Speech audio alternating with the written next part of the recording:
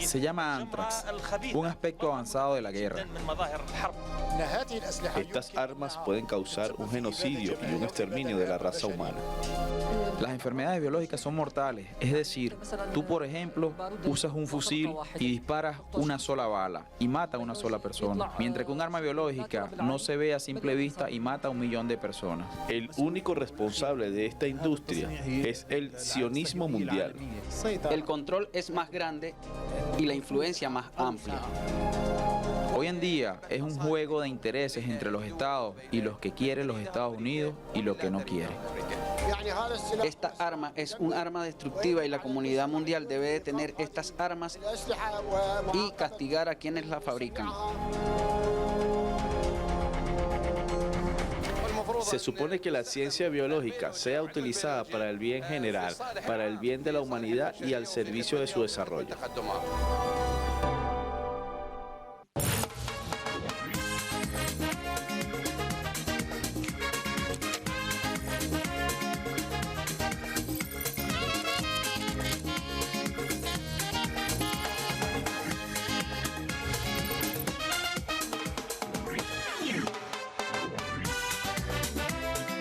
Se dice que la verdad es una de las primeras víctimas de las guerras, y la verdad es que las guerras de hoy, como las de ayer, se desatan con el uso de las armas más horribles que existen jamás, que son las armas biológicas, que no hacen ruido y que no se someten a control. Con pocos gramos se cobran las vidas de millones, sin diferenciar entre un niño, una mujer, un anciano o un joven. Y lo más peligroso es que ningún refugio nos puede proteger del daño de estas armas, pues donde quiera que estés e independientemente de tu identidad, puedes ser víctima de estas armas en cualquier momento, y más si eres del mundo del sur. El campo de experimentación de las armas biológicas.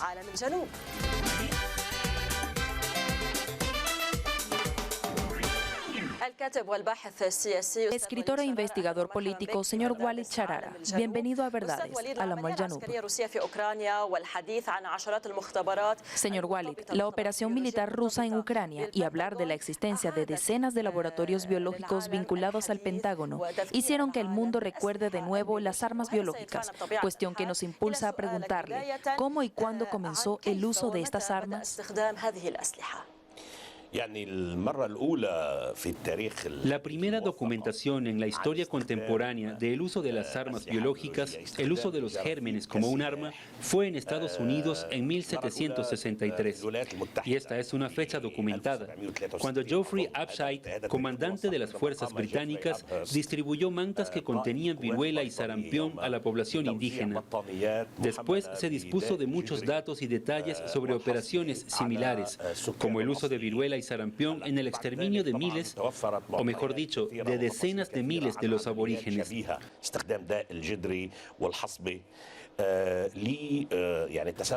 A la sazón prevalecía la lógica del expansionismo colonial, del colonialismo en Estados Unidos y en las demás colonias en Australia, Nueva Zelanda y en muchas partes de África, que es la lógica del exterminio de los aborígenes para ocupar sus tierras y robar sus riquezas, sobre todo en los países donde la colonización era de asentamientos, como el de Estados Unidos. Muchos escritores e historiadores han documentado este tema.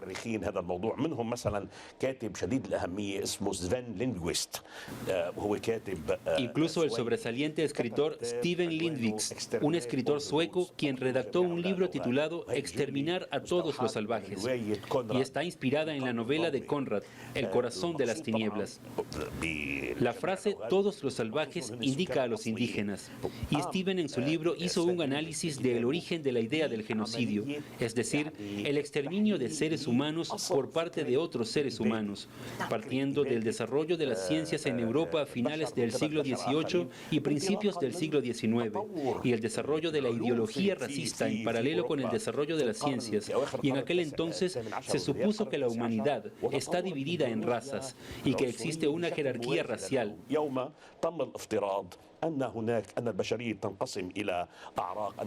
y que la raza superior tiene el derecho de exterminar a las demás razas inferiores para robar sus riquezas. Creíamos que este pensamiento ya había desaparecido, pero volvió a resurgir de nuevo. La ideología racista y las conductas racistas y supremacistas volvieron al frente del escenario. Nunca desaparecieron, sino cambiaron a nivel de discurso, pero se mantuvieron en el epicentro y la esencia de las políticas de Occidente. La idea de la hegemonía occidental sobre el mundo se basa básicamente en una visión jerárquica de la humanidad y sus pueblos, sobre la base de que existen pueblos superiores y antes decían razas, pero ahora dicen culturas o países democráticos y regímenes totalitarios, mientras que en el fondo la misma visión jerárquica y racial es la que se mantiene como esencia. ¿Y las armas biológicas se utilizaban para este fin? Las armas biológicas se utilizaron por primera vez en Estados Unidos en aquella época y siguen en uso. Y luego, en la historia más reciente, Estados Unidos utilizó las armas biológicas, cuestión que fue documentada en la guerra contra Corea del Norte y las fuerzas chinas que apoyaban a Corea del Norte. El historiador Stephen Endicott, que es un historiador danés, documentó en su libro Estados Unidos y la guerra biológica el uso por parte de Estados Unidos de este tipo de armamento durante la guerra coreana, y obviamente sufrió una gran campaña en su contra, siendo un historiador nacido en China e hijo de una familia de misioneros, y su padre era historiador también. En fin, documentó esta operación tomando como fuentes de referencia el archivo chino y coreano, y también el archivo militar estadounidense, pues Estados Unidos había utilizado anteriormente este tipo de armas, así como había utilizado otro tipo de armas no menos letales, como el factor naranja, que había utilizado en la guerra de Vietnam y que provocó gran destrucción en Vietnam y causó enfermedades y deformaciones por generaciones al pueblo vietnamita. Y también usaron el uranio empobrecido. Las municiones cargadas de uranio empobrecido fueron usadas en Irak y Afganistán y causaron catástrofes. Es decir, que Estados Unidos no duda en usar este tipo de armas que causan destrucción masiva con el fin de provocar un daño a largo plazo en países específicos y pueblos determinados, contra los cuales Estados Unidos desataba sus guerras. Señor Walid, en su libro titulado El demonio en el congelador, el escritor estadounidense Richard Preston dice que este demonio se lanza contra millones de personas de los pueblos, y en base de ello pregunto y espero una respuesta breve: ¿cómo se estima el nivel de gravedad de este asunto? Realmente la lógica que rige estas políticas es la lógica del genocidio o de infligir el mayor daño posible en determinados países y pueblos para doblegar su voluntad. Inicialmente tales armas se utilizaban para exterminar a la población indígena y apoderarse de sus riquezas. Y después, el objetivo pasó a ser debilitar estructuralmente a estos países y causar el mayor daño posible a estos pueblos para quebrantar su voluntad de resistencia y de hacer frente a los planes del dominio y la ocupación. Estimados televidentes, cuando hablamos de laboratorios biológicos, esto significa estudios, conclusiones y productos, que son los más peligrosos, como dijo nuestro invitado, y también significa la necesidad de tener ratas de laboratorio. ¿Y quién mejor que los países del mundo del sur para que sean el campo de experimentos más fértil para los planes de exterminio?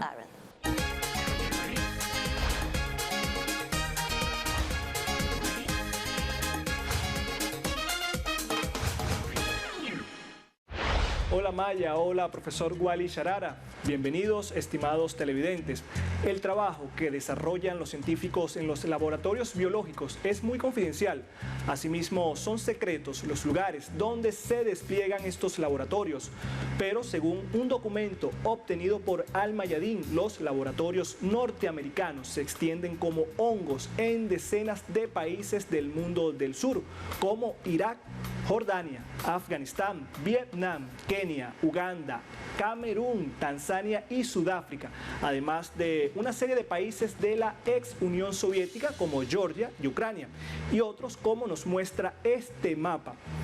Y según fuentes del Departamento de Defensa de Estados Unidos, en estos laboratorios se desarrollan virus, toxinas mortales, lo que constituye una violación de la Convención de la ONU para la prohibición de armas biológicas. Según informaciones publicadas por el sitio web de la televisora oficial china, la CCTV, existen cientos de laboratorios biológicos alrededor del mundo que mantienen relación con las instituciones oficiales estadounidenses y de las cuales podemos mencionar la 6ª Unidad de Investigaciones Médicas de la Armada Naval estadounidense, que ha sido acusada, por cierto, de participar en las investigaciones de armas biológicas y de realizar trato comercial clandestino con narcotraficantes en América Latina, al continente africano y el Centro de Investigaciones Médicas en Kenia del Ejército estadounidense. Medios de prensa belgas informaron que este centro utiliza a niños de Kenia y Tanzania y de Mozambique de entre 5 y 17 años de edad como experimentos de laboratorio, mientras el diario keniano Business informó que dicho centro almacena además al menos 16 patógenos causantes de enfermedades peligrosas. Lo antes mencionado no es más que una muestra de que los laboratorios biológicos que se esparcen en nuestro planeta y ponen en riesgo la seguridad de todos nosotros. De vuelta a ti, Maya. Muchas gracias, Aaron. ¿Cómo podemos explicar esta propagación de los laboratorios biológicos como el hongo en el mapa de los países del mundo del sur, aun cuando existe un convenio para la prohibición de las armas biológicas, firmado por más de 160 estados en el mundo? Estados Unidos prefiere construir estos laboratorios fuera de los límites de su territorio, en los países del sur y en otras zonas, para no asumir la responsabilidad de cualquier desastre que podría acaecer como consecuencia de la existencia de semejantes laboratorios en países y regiones habitadas.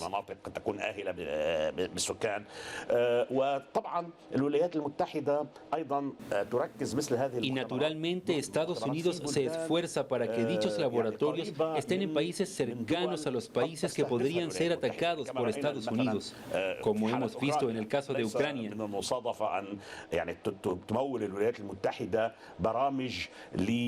Pues no es coincidencia que Estados Unidos financia programas de laboratorios que operan en Ucrania, cerca de Rusia.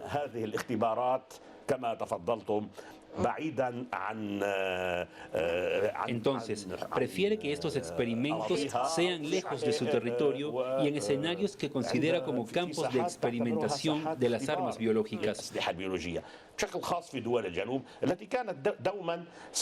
Particularmente en los países del mundo del sur, que siempre han sido un campo de experimentación de los nuevos sistemas de armas estadounidenses. El continente africano tiene el mayor porcentaje de estos experimentos, así se dice.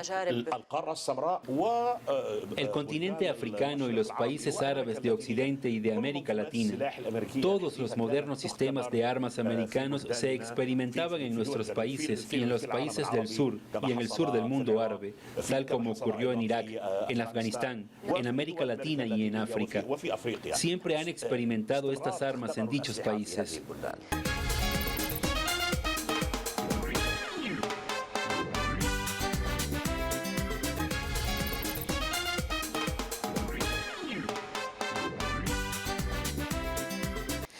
La propagación de estos laboratorios está confirmada en documentos filtrados por el propio Pentágono estadounidense, que a su vez niega cualquier vinculación con los mismos, algo que nadie lo cree, ni siquiera los propios norteamericanos. Veamos. Sabemos que en el año 2010 el gobierno estadounidense contribuyó en el financiamiento de la construcción de un nuevo laboratorio biológico de grado 3 en Odessa, Ucrania. El objetivo de este laboratorio no era eliminar las antiguas armas soviéticas o protegerse de ellas, no. Este laboratorio fue diseñado para realizar investigaciones en Ucrania, el país más pobre de Europa, sobre gérmenes muy peligrosos y nuevos. Otra vez, no es un sitio para las investigaciones biomédicas. ¿Y por qué Ucrania? No sabemos. Alguien debe descubrir el porqué. Existe una historia por detrás de lo que ocurre y obviamente es una historia muy importante, razón por la cual mienten sobre el tema. Señor Walid, ¿de qué historia habla el conocido presentador de programas norteamericano Tucker Carlson al saber que plantea más de una pregunta? ¿Por qué procede Estados Unidos a financiar estos programas biológicos que no cumplen el papel del Pentágono no halaga desempeñar?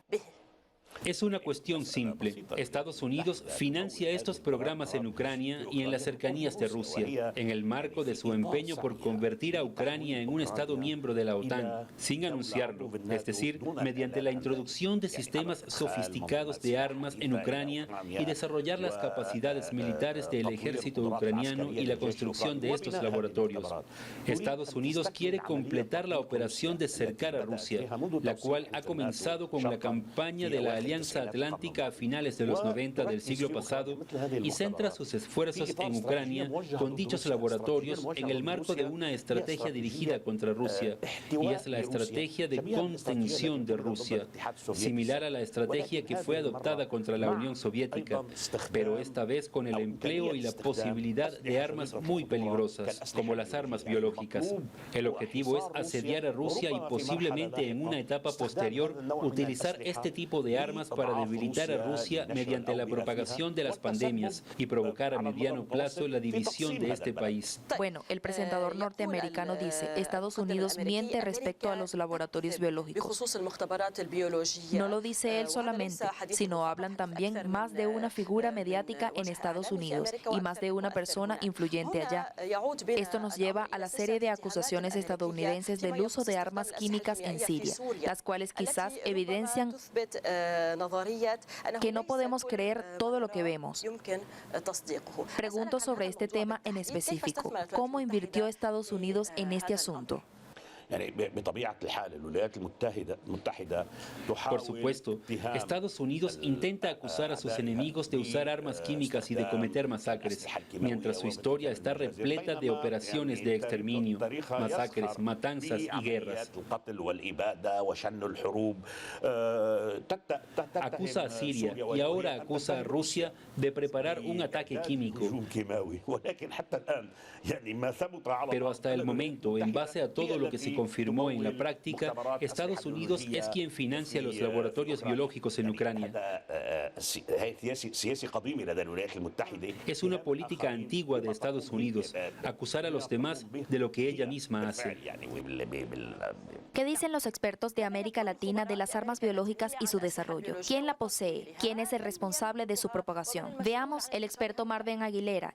Las armas biológicas son tentadoras para las potencias porque son silenciosas y lo que hacen es destruir al ser humano y dejan, obviamente, la infraestructura la dejan intacta, y esto obviamente a la hora de reconstruir un país o una sociedad es mucho más barato para quien salga vencedor. Pero lo que debe de llamarnos poderosamente la atención es si los gobiernos utilizan estas armas contra su propia gente. Y efectivamente, donde tú encontrás casos que un gobierno utilizó y probó las armas biológicas contra su propio pueblo es en los Estados Unidos, que interesan para quienes desarrollan estas armas biológicas. Igual en el metro de Nueva York se lanzaron bombillas con virus para determinar en cuánto tiempo se podría reaccionar si hubiera un ataque con armas biológicas o bacteriológicas en Nueva York. Y lo que ha habido a lo largo de todos los años es que esta clase de experimentos que se hicieron en Estados Unidos contra su población y su población ignorando estos ataques. Bueno, a lo largo de la historia han sido diversos países, ¿no? Han habido diversas acusaciones también. Por ejemplo, en la Guerra Fría, la Unión Soviética era acusada de también distribuir armas biológicas. Estados Unidos ha utilizado a lo largo de su historia armas biológicas. En la Segunda Guerra Mundial, Alemania también hizo uso de armas biológicas. En la actualidad, durante la guerra de la operación militar entre Rusia y Ucrania, se ha determinado de que hay laboratorios biológicos en los cuales Estados Unidos ha formado parte activa en el desarrollo de armas biológicas porque provienen de presupuesto del Pentágono, o sea, presupuesto militar.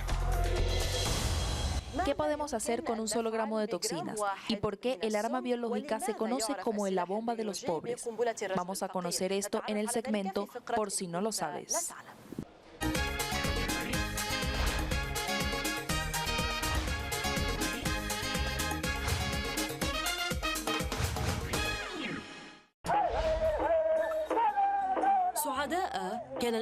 Felices eran los nativos americanos, solían bailar, cantar y vivir libremente. Si tenían hambre, se alimentaban de las bondades de su tierra, y si tenían frío, encendían fuego.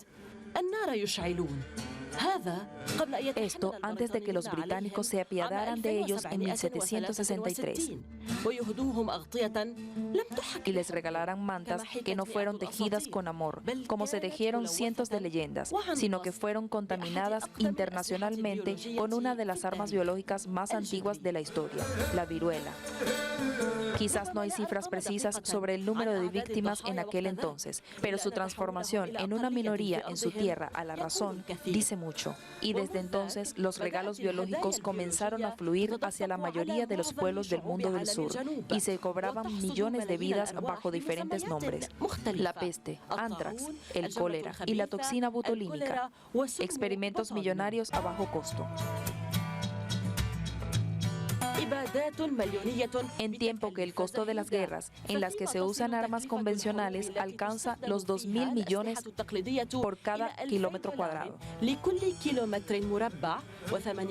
Los 800 con el uso de armas nucleares y 600 con armas de gases naturales. El costo no supera $1 con armas biológicas.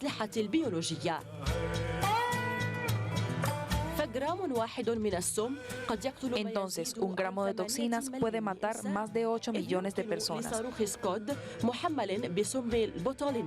ya que un misil Scud cargado con toxina butolínica, por ejemplo, puede afectar a un área de 3.700 kilómetros cuadrados. Si no sabías que las armas biológicas son las menos costosas y las más letales al mismo tiempo, entonces ahora eres el mejor que lo sabe.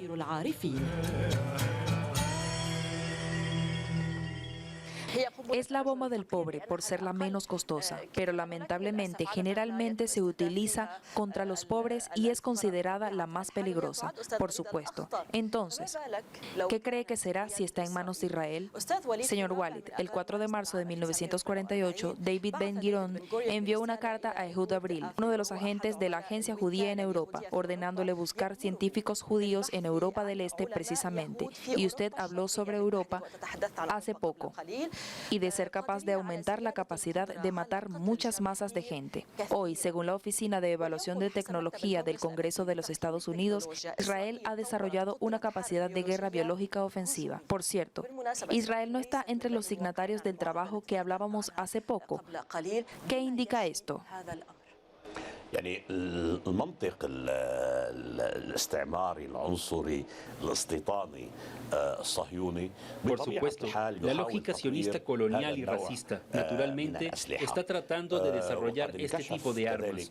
Y los programas conjuntos entre Israel y el régimen del apartheid en Sudáfrica también se revelaron a principios de los años 90. Es decir, antes del colapso de este régimen en los años 80. Fueron intentos para desarrollar una bomba genética, es decir, una bomba que podría usarse en el campo de batalla y que podría conllevar, por ejemplo, a matar solo negros y no dañar a los blancos, o matar a los árabes y no dañar a los judíos. Por supuesto, este proyecto racista y colonial tiene como objetivo final expulsar o aniquilar a la población nativa y reemplazarla por colonos. Y por ello es natural que busque desarrollar este tipo de armas. Es posible que el equilibrio del poder político y militar les haya impedido usar esta arma biológica, pero esto no significa que no estén buscando desarrollar armas biológicas en secreto, como mismo desarrollaron armas nucleares en secreto.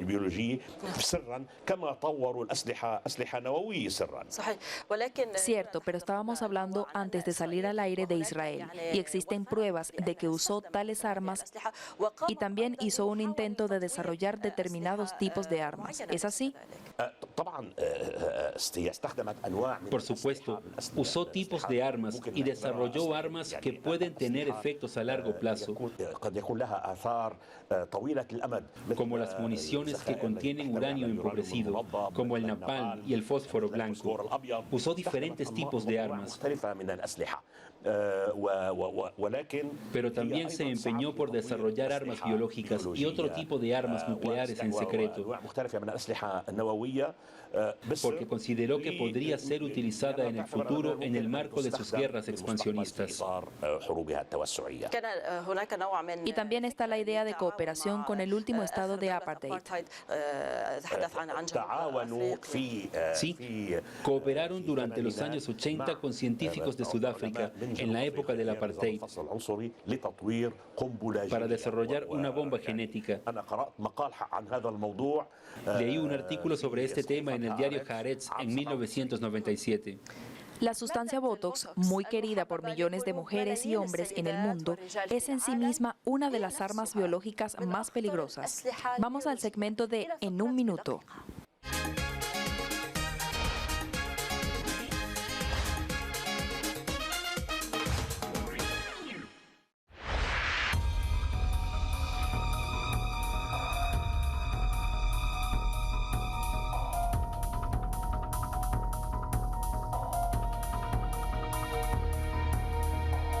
Botox, proteína tóxica muy peligrosa. Fue utilizada como tratamiento médico para las convulsiones. Se utiliza como tratamiento cosmético para las arrugas. Es una arma biológica poderosa. ¿Qué sucede en caso de utilizar la toxina botulínica en las guerras? Es una neurotoxina que bloquea las señales nerviosas del cerebro, causando parálisis respiratoria y muscular. 12 horas después de la exposición al veneno, comienza la sensación de fatiga y la visión borrosa, y surgen dificultades para tragar y respirar, sensación de debilidad y dolor fuerte en el cuerpo. Es una muerte lenta y dolorosa, a menos que se diagnostique a tiempo. Se puede envenenar las fuentes de alimentos aplicándolo o esparciéndolo en el aire. Y pocos días son los que se separan entre eso y la aparición de los síntomas, lo que significa que estás condenado a muerte, incluso antes de que te des cuenta.